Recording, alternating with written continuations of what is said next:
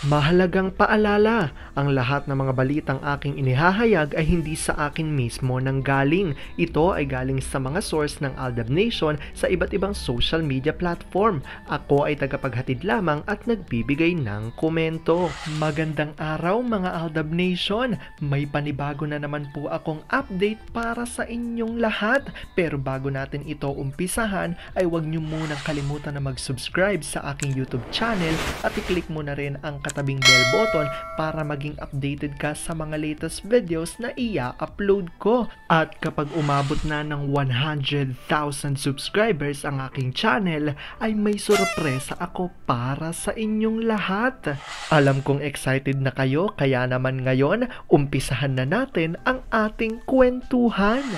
Ang pag-uusapan natin ngayong araw na ito kung saan ang network ay hindi na raw hawak sa leeg si RJ.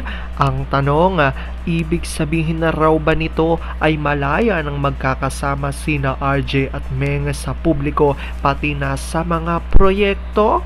At ang isa pang tanong ng marami, bakit tila biglang nag-iba ang hihip ng hangin dahil ngayon nga ay pinupuri na raw ng network ng management muli sina RJ at Meng? Gaano nga ba ito katotoo at may sapat nga bang ebidensya ang makakapagpatunay rito? Well, yan ho ang ating aalamin at pag-uusapan ngayong araw na ito. Pero bago ho yan, ay bibitinin ko muna kayo ng kaunting-kaunting lamang kung saan magbasa muna tayo ng mga nakakatuwang post ni My name is Theo01 sa Twitter. Kaya naman huwag na natin patagalin pa. At sabi niya sa kanyang tweet, minsan ngang nagkasakit si Mimi at loaded si Daddy. Nagpaalam sa kanya ang fam ni Mimi na susunduin at dun muna sa kanila magstay habang busy pa si Daddy. No agad ang sagot niya.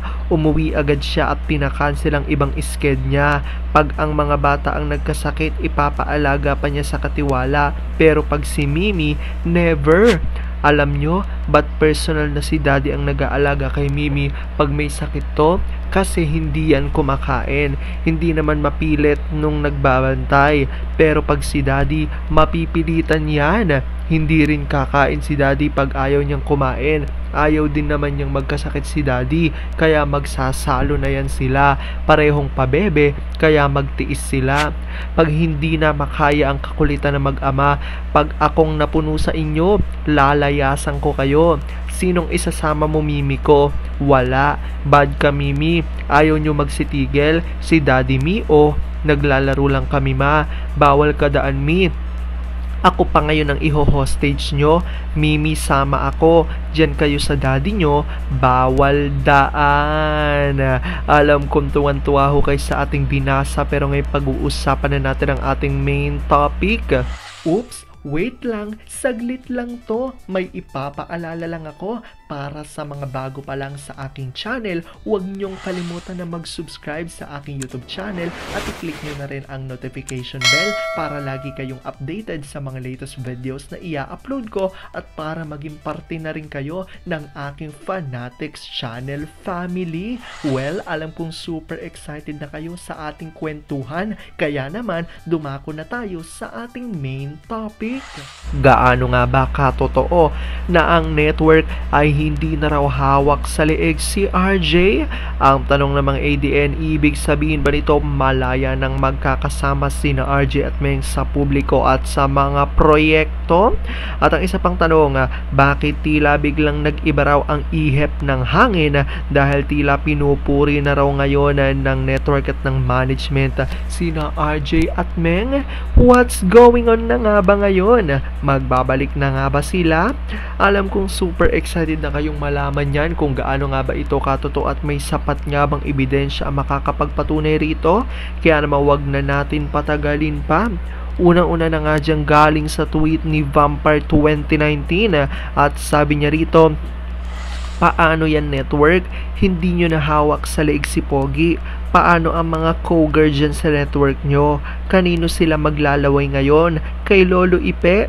Baka magalit si Nyan. Kanino magpa-charming si AG? Kay Lolo Ipe din? Tahimik ang showbiz banter inquirer Philstar ngayon tungkol kay Baklang Kalbo at Meng. Tapos na ba ang role nyo, mga promotor ng fake news ng X-Network at Network? Mag-amang tubero, one of these days, magising na lang kayo na mali pala ang pinagpipilitan nyo. Darating ang araw na lulunukin ng Thrilla Ocean Deep ang pride nila at aamuin tayo. Panay papuri ang ibabato nila kay Alden at Meng kasi no choice sila at magkabukingan na. Alam ko na ang sasabihin ni ang puwet nilang kulubot na. Tinetesting lang tayo kung gaano nating kamahal sina Alden at Meng. Isa lang ang masasabi ko, mga traidor sila. Noong kasagsagan ng Z, ang yabang talaga ng suwangit na Palito Jr. na yan. Nag-post pa noon kung ano ang sunod na i-edit niya. Palaging black and white pa ang kulay para hindi mahalata ang putol na kamay o paa o naagnas na tenga o ilong. O ngayon, nasaan siya? Nagtatago sa saya ni Magna Cupet. Ayan niya ang tweet ng ilang sa mga Aldab Nation kung saan makikita nyo nga na ayon nga sa kanila ay tila hindi na nga raw hawak sa leeg si RJ ng kanyang network dahil tila unti-unti na nga raw nag-iiba ang ihip ng hangin at darating nga raw ang araw na pupurihin muli ng network at ng management at ng mga miyembro di umano ng Sarsuela sina RJ at Meng. Ang tanong pa rin ng karamihan hanggang ngayon ay magkakasama na nga ba muli sina RJ at Meng at malaya na silang magagawa ang kanilang mga gusto sa buhay? Yaan ang pinakaaabangan na sagot ng mga Aldab Nation. Pero kahit na ganoon, marami pa rin sa inyo ang mas lalong kumakapit at naninindigan na Aldab Mechard is real. Pero sabi nga natin na kahit na ano pa man na maging desisyon ni na Alden at Meng sa kanilang buhay, karera at buhay pag-ibig ay kailangan natin sila suportahan at kailangan natin itong tanggapin ng buong buo dahil yon ang kanilang deserve.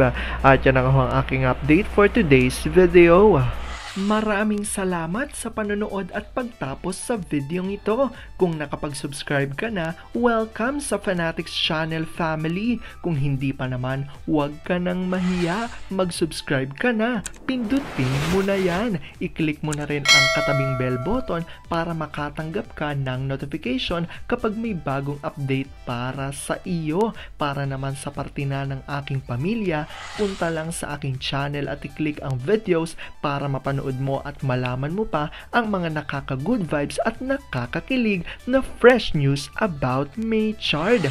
Muli, ako ho ang inyong lingkod na patuloy na maghahatid ng good vibes every day. Thank you mga Aldab Nation. Ingat!